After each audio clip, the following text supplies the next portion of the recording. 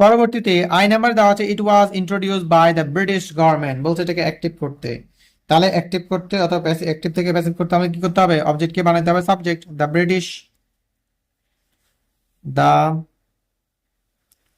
The British government, the British government. Okay, না আমাদের আমাদের আনতে হবে ভার্ব, যেহেতু এটা পাস্ট টেন্সে ছিল, সরি এটা পাস্ট টেন্সে দেওয়া, ওয়াজ দ্বারা বুঝলাম যে আমাদের ভার্বটা কি ছিল, পাস্ট টেন্সে ছিল। আর প্যাসিভ করতে হলে আমাদের যেহেতু এটা প্যাসিভে আছে, প্যাসিভ করতে হলে ভার্বের বি3, ভার্বের পাস্ট পার্টিসিপল ফর্ম লিখতে হয়, বি3 লিখতে হয়। তো এই ক্ষেত্রে আমি অক্সিলারি ভার্ব দেখে চিনবো যে আমার ভার্বটা কোন টেন্সে ছিল। যেহেতু ওয়াজ দেওয়া আছে তার মানে আমাদের ভার্বটা ছিল পাস্ট টেন্সে, এই জন্য আমাদের লিখতে হবে ইন্ট্রোডিউস। অ্যাক্টিভের জন্য ভার্বটা লিখতে হবে পাস্ট টেন্সে, introduced. The British government introduced it, সাবজেক্টকে অবজেক্ট।